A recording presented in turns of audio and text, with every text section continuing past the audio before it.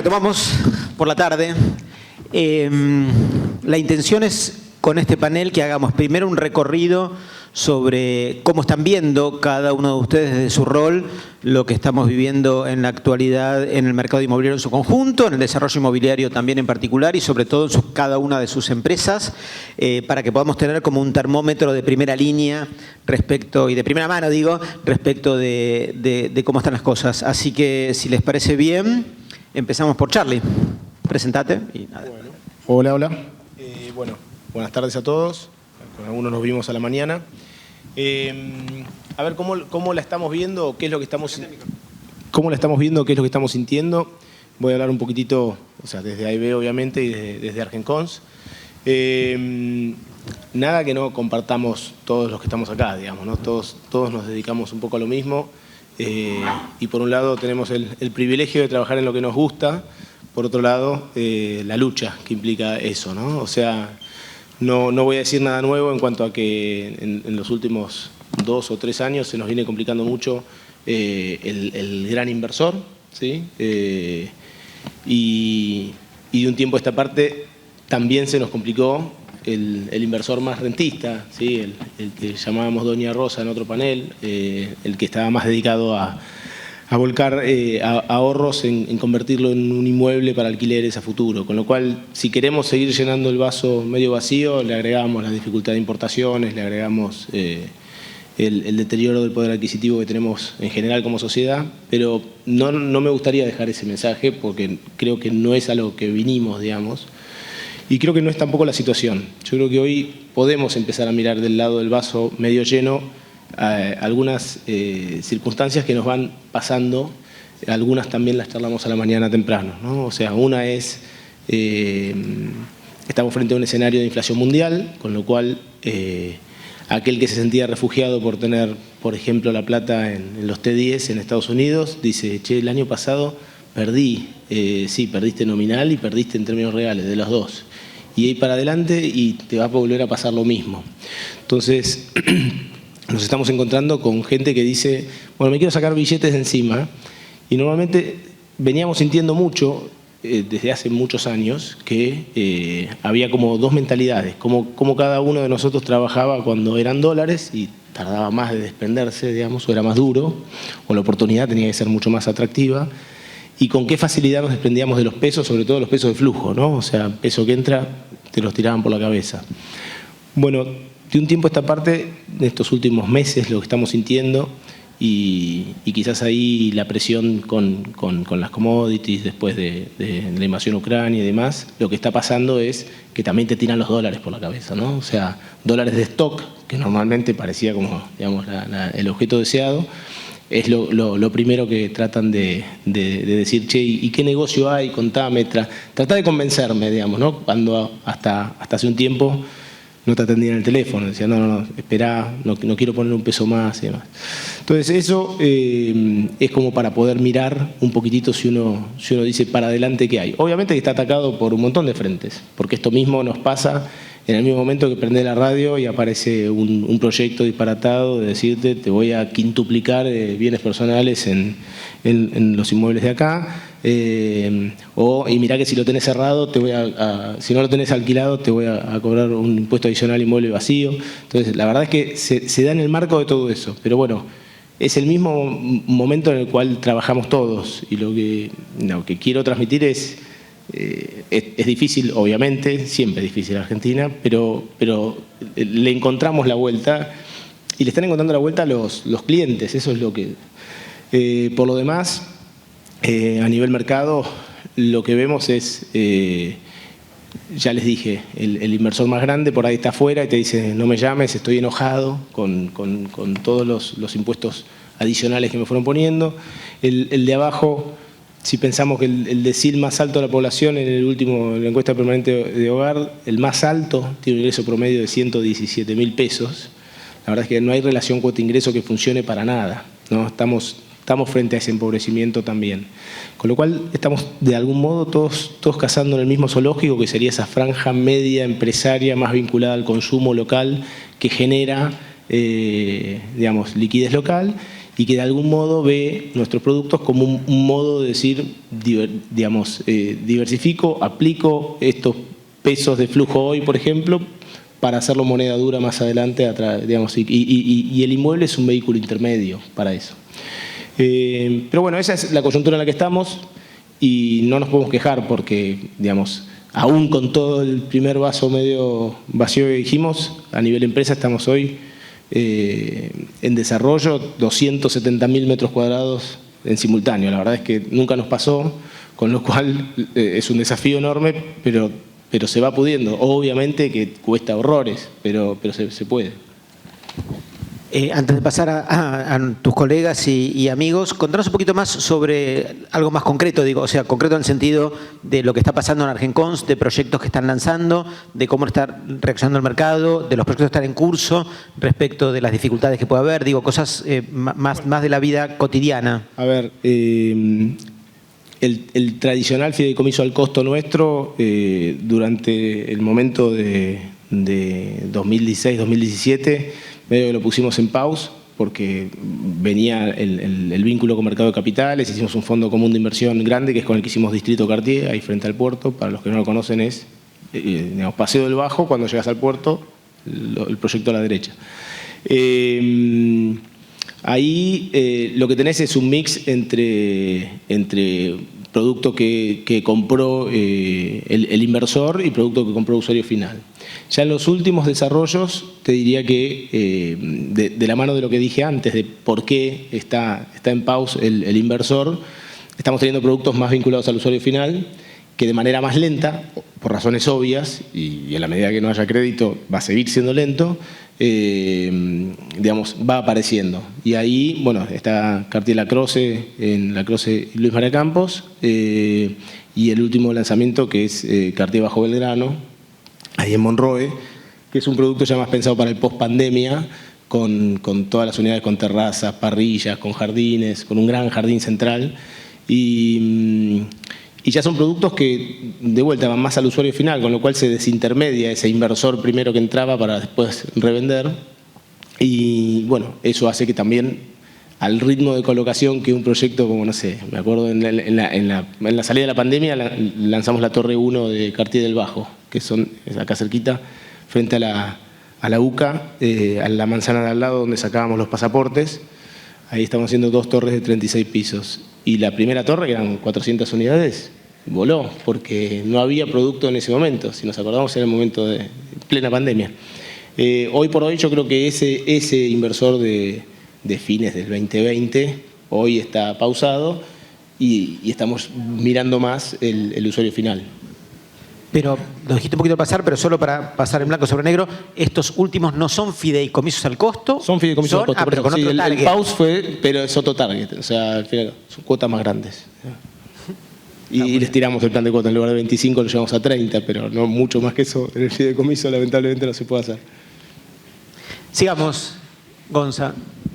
Presentate, please, primero. ¿Qué tal? Buenas tardes a todos. Mi nombre es Gonzalo de la Serna, soy CEO de Consultatio, sociedad anónima, y vivo en el mismo contexto que Charlie, así que veo las cosas más o menos parecidas, porque si la viésemos muy diferente, alguno de los dos estaría con los anteojos equivocados, así que me va a tocar eventualmente parafrasear algunas de las cosas que ya dijo.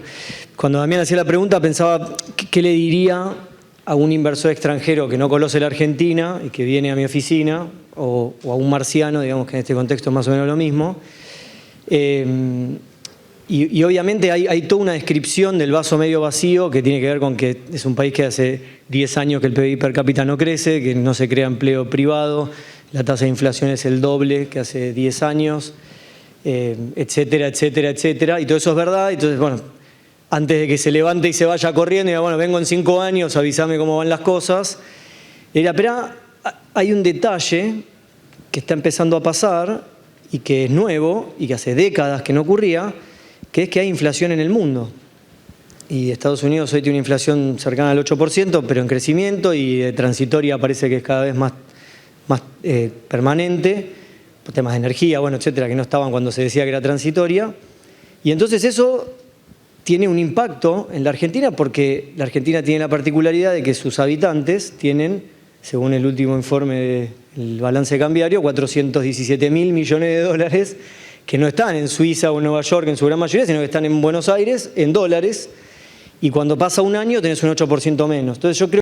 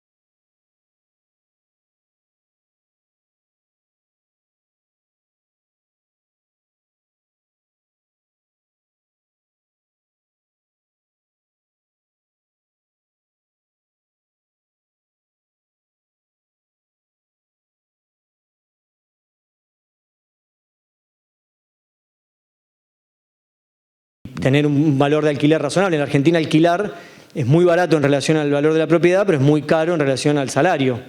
Entonces ahí se produce una dislocación en el mercado que de alguna forma hay que resolver. Y esos incentivos en parte vienen por lo que comentaba al principio, o sea, cuando uno dice que el alquiler rinde 2%, no es lo mismo comparar 2% con 0 que 2% contra menos 8.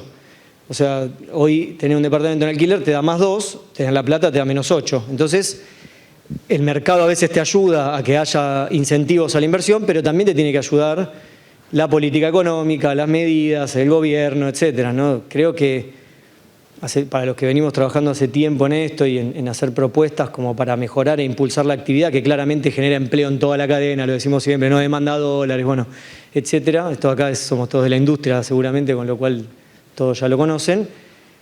Claramente esto es lo que hace falta, ¿no? Y entonces, y para empezar a salir un poco de esto que es muy loco, que es el entorno es muy complicado, los marcianos somos nosotros, no los inversores, por estar invirtiendo tal vez en este contexto, pero empezamos a notar que en algunos subsegmentos nos va bien.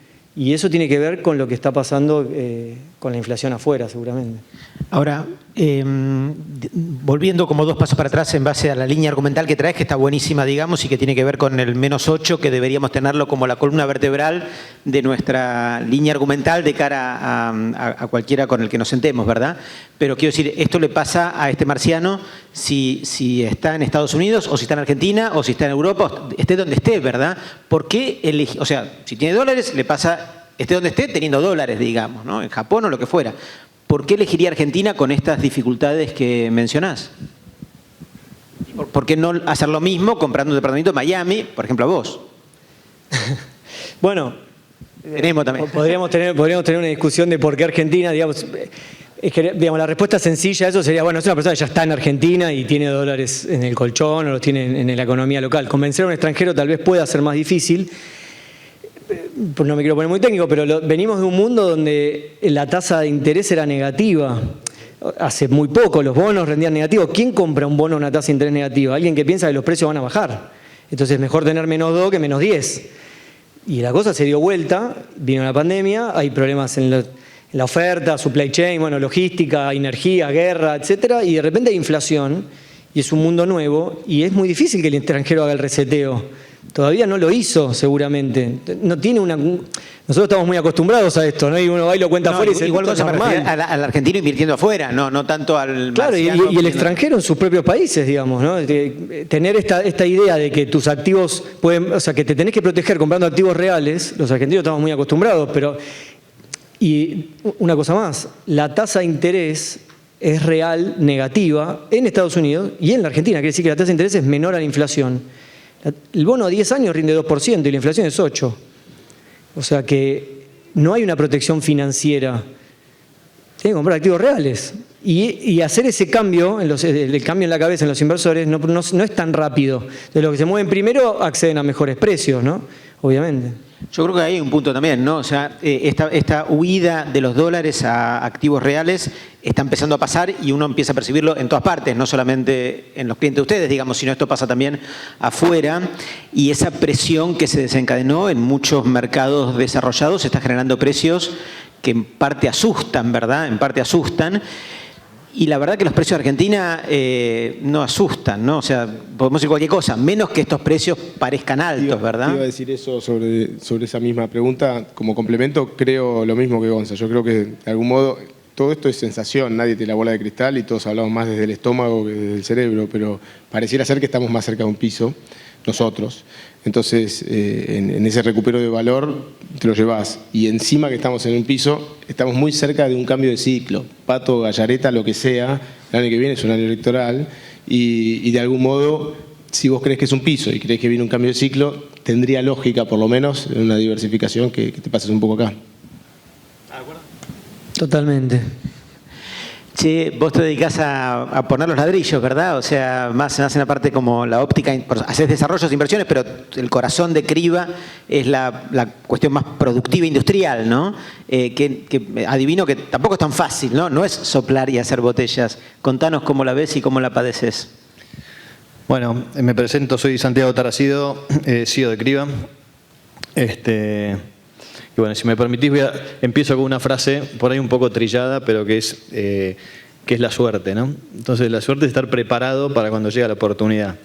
Y creo que en la Argentina estamos como desperdiciando oportunidades permanentemente, pero viéndolo, porque coincido mucho tanto con Charlie como con Gonza, de ver el vaso medio lleno, y me quedo con la parte de las oportunidades.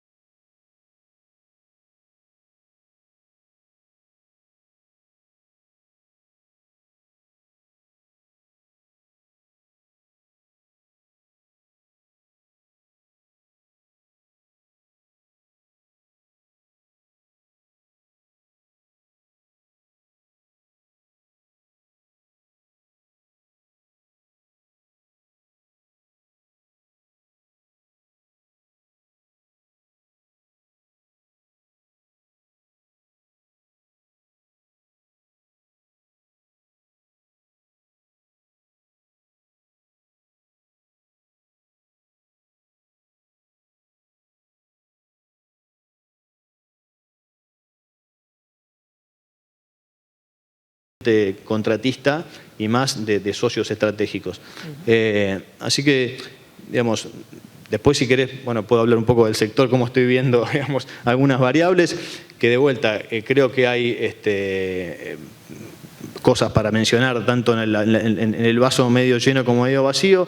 Siempre trato de quedarme con el vaso medio lleno. Hay indicadores interesantes. Tuvimos un febrero, por ejemplo, con un nivel de actividad realmente importante. Digamos, si vos ves los indicadores duros, despacho de cemento, sobre todo en bolsa, fue un nivel récord, mes de febrero récord. Lo mismo ves el índice Construya, fue un índice importante. Ves el nivel de empleo, que es otro indicador importante. Bueno, ahí lo puedes dividir en dos partes, si querés, ¿no? Del lado del empleador y del lado del empleo, del operario. Bueno, del lado del operario hemos recuperado el nivel prepandemia. Estamos más o menos en el mismo número de 350.000 operarios WOCRA que había antes del inicio de la pandemia. Es decir, ¿es bueno o malo? Y bueno, más o menos, digamos, no veníamos en el mejor momento antes de la pandemia. El número que todos tenemos en la cabeza son 400.000 operarios WOCRA, pero bueno, se repuntó. Entonces, prefiero quedarme con que repuntamos y que estamos en un nivel de actividad de empleo bastante lógico, bastante interesante para el sector. Desde el punto de vista de los que dan empleo, ahí creo que hay una tarea importante que hacer, digamos, de todo punto de vista. Hay que motivar e incentivar a que las empresas tomen empleo, digamos. O sea, y hoy están todos los incentivos al revés. Entonces, ¿qué pasó? Y bueno, estamos todavía un 8% por debajo del nivel de cantidad de empresas en el sector antes de la pandemia. 22.000 empresas. Ahora, empezás a hacer un zoom y decís, ¿esas 22.000 empresas qué son? Y bueno, el 75% tienen 3 o menos empleados. Entonces, es poco, digamos, ¿no? Somos muy pocas empresas en el sector que realmente dan trabajo. ¿Cómo haces para capacitar a tu gente, para tener política de largo plazo, para tener estrategia, para hacer lo que una empresa debe hacer? Y bueno, con 3 empleados no es muy sencillo. Entonces creo que, de vuelta, los incentivos tienen que ser distintos, tienen que cambiar, como para que las políticas de mediano plazo acompañen. Pero, de vuelta, si lo podemos hacer a nivel empresa, ¿por qué no lo podemos hacer a nivel país? Creo que ese es el desafío que tenemos todos por delante.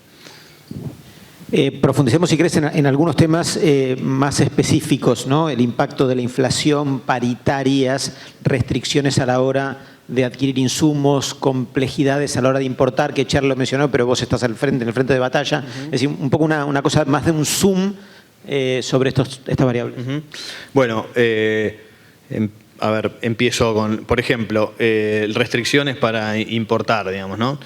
De vuelta, no podés no relacionarlo con un tema de la macro. O sea, si vos necesitas 4.000 millones de dólares para importar gas, cuando vos tenés gas en tu país, es un disparate. Entonces estás desperdiciándote eso y estás con un tipo de cambio desdoblado. Entonces, sin embargo, ves el nivel de importaciones de hoy y está en nivel alto. ¿Por qué? Porque es obvio, porque todo el mundo va a querer importar el dólar oficial. Todo el que puede va a importar, todo, lo que sea, digamos.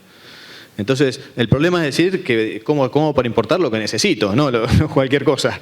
Entonces, ahí es donde empiezan los problemas para nuestras obras. Ahí es donde empiezan los problemas para las obras premium. Ahí es donde empiezan los problemas para las cosas específicas.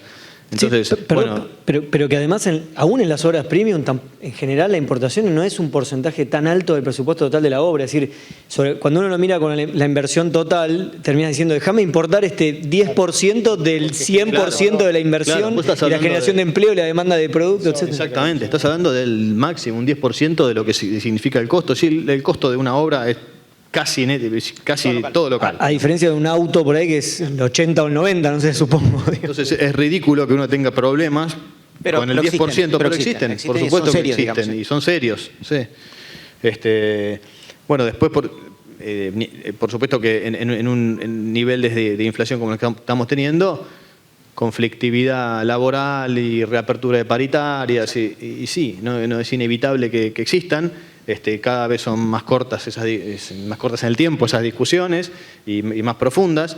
Pero bueno, el salario real, la verdad que en los últimos años ha acompañado bastante bien la inflación, por lo menos en nuestro sector. Así que eso referido a lo que es salarial. Y lo que es costo, la verdad que hay algo para tener en cuenta. Creo que acá nadie es distraído, ya lo sabe, pero en los últimos 13 meses el índice de la construcción estuvo muy por encima del dólar, tanto el oficial como el paralelo, digamos, ¿no? Entonces, vos tenés un dólar que pasó de 85 a 100 o de 100 a 200, y eso es entre un 20 y 30% como mucho. Y el índice de la construcción a nivel general fue el 55. Entonces, claramente, bueno, ahí hay un tema, digamos, ¿no? Pero también la perspectiva que contaba Gonzalo, efectivamente se encareció recientemente, comparado en un ciclo un poco más largo, seguís encontrando valores que brillan mejor, ¿verdad? O sea obvio, que son más obvio. Yo digo, históricamente hablando. Digo. Si vos ves realmente la situación que con una visión un poco más amplia, por supuesto que el costo de construcción sigue siendo muy accesible. La mano de obra. La mano de obra, realmente el costo de construcción está hoy en niveles para aprovechar, aún con estos últimos 12 meses de una tendencia distinta. Bueno, eso es lo que eventualmente explica esta situación paradójica de un nivel de ventas que no fluyen tanto y aún así, como decíamos, un montón de obras en construcción. O son todos tarados, digamos, uno puede presumir que no, o hay una visión de aprovechar esta circunstancia que vos mencionás, ¿verdad? Nosotros en este momento estamos alrededor de 500.000 metros cuadrados de obra de construcción en Argentina y en Uruguay. Contame cuánto cuesta construir un metro en Uruguay y cuánto cuesta acá. En dólares blue, ponele. Mira, a mí nunca me gusta decir valores, porque, digamos, como de vuelta, pero en porcentajes, sí te puedo hablar. Te diría que estamos en 30% más o menos más caro, 40% más caro en Uruguay. Uruguay está caro, digamos, tiene claramente un mucha problema Argentina invirtiendo en Uruguay.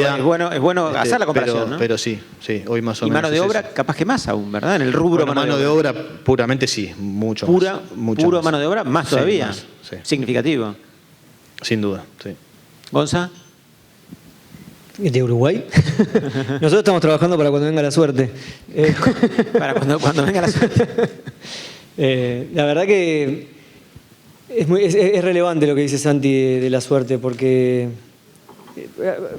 con el cariño que le tengo es de Picasso, esa frase, que sí, que de la suerte, que cuando venga la suerte me encuentre trabajando. Y creo que en eso, y esta es una charla de la industria, digamos, y los que formamos parte de la cámara y demás, las cámaras, honestamente entusiasma mucho ver lo que está pasando en la industria. Después de 2 años de que no se hacía este congreso y que esté la sala llena, digamos, habla de lo que está pasando con esta industria. Y lo que yo veo es desarrolladores tratando de agudizar el ingenio para agregar valor a los productos, para trabajar para cuando venga la suerte. Y veo un montón de intentos de hacer eso y es buenísimo que suceda y hay que seguir intentando eso. Y veo desde gente que intenta contratar un muralista para pintar el lateral de su edificio a desarrolladores que asumen de una forma mucho más acabada su responsabilidad urbanística. Estas se nuclean con otros desarrolladores para hacer una propuesta urbanística a la ciudad de mejora y se trabaja en ese sentido y se trae a la mesa público-privada, digamos. Inéditos, actividades inéditas, ¿no? Sí. Históricamente, digo, no sé si hubo en otro momento. Todo lo que está pasando con la sustentabilidad, por ejemplo, los programas de sustentabilidad, los programas culturales, o sea, todo el mundo está intentando meterle cosas a los proyectos para que sean más valiosos y eso es trabajar para cuando venga la suerte y eso está muy bueno que suceda. Este es un mercado muy atomizado, nadie tiene el control. Nos juntamos estas 3 empresas y no tenemos ni el 5% de los metros cuadrados que se construyen en la Argentina. Entonces, por ahí Santiago sí, un poco más. Pero realmente es muy interesante ver cómo eso genera una competencia positiva y esto que nosotros después nos sentamos acá y hablamos.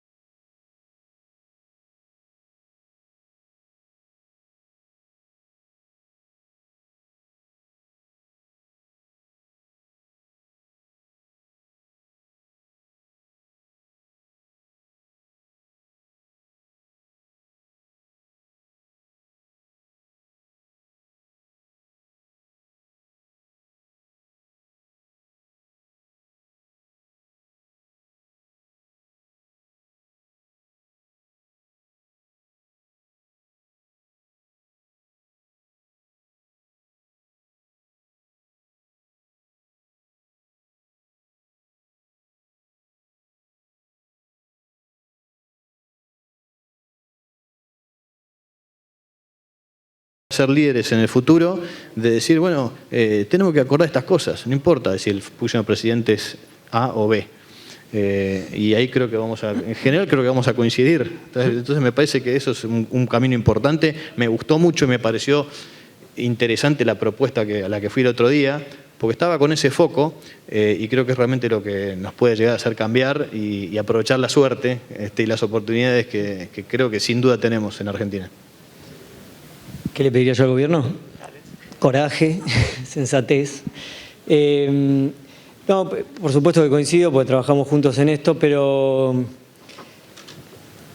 creo que lo que le pediría es foco en el problema que se quiere resolver, sin traer a la mesa, o sea, venir a la mesa o aprovechar que hay una mesa y que hay una posibilidad. Nosotros hacemos propuestas, pero no somos los dueños de la verdad, ni tenemos la cantidad de macroeconomistas que tiene el gobierno, ni los recursos, ni las capacidades, ni vemos las cosas desde la silla donde están sentados los funcionarios. Entonces hacemos una propuesta y nos gustaría escuchar otra. O sea, si hay una superadora, nosotros siempre vamos a estar ahí para construir o co-construir una propuesta superadora, pero para eso tiene que haber foco en la solución del problema. A veces uno nota que hace una propuesta y después entra como en un lugar que no se sabe qué pasa y vuelve a otra propuesta y tiene 5 manos, 3 brazos, 2 cabezas, pero ¿cómo? Este no es el lugar donde arrancamos. Y creo que eso pasa porque no hay foco en la solución del problema, no hay foco en ir a la información de base, de la descripción del problema. O sea, por ejemplo, ¿no? Y esto pasa con todo, pero en la ley de alquileres se habla de la asimetría. La Argentina no tiene 4 empresas que son dueñas de todos los departamentos. O sea, es el mercado más atomizado que se pueda ocurrir. Millones de propietarios y millones de inquilinos negociando condiciones. Entonces, si nos sentamos a la mesa, empezar a hablar pensando que hay un monopolio de los alquileres que maquiavélicamente está subiendo los valores, es muy difícil. O sea, entonces hay que ir a comprender de un diagnóstico del problema y tratar de encontrar una solución a partir sin política en el medio, digamos, ¿no? Es difícil para los políticos escindirse de eso, pero es mucho más rentable solucionar los problemas. Y en el medio se pierde eso, ¿no? Tenemos que ir cerrando, así que simplemente una última reflexión. Ellos, los 3 dijeron, ¿verdad? El vaso medio lleno, ¿no? Versus el vaso medio vacío.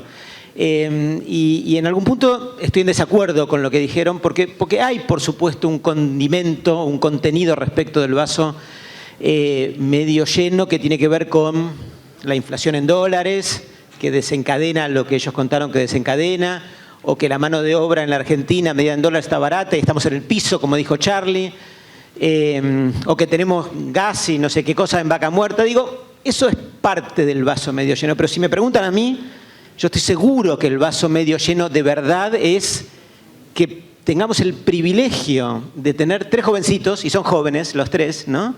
Con mucho talento, muy bien preparados, en cargos súper importantes, con una carrera larguísima por delante, que nos van a llevar por el buen camino. Así que muchas gracias. Muchas gracias. Un aplauso.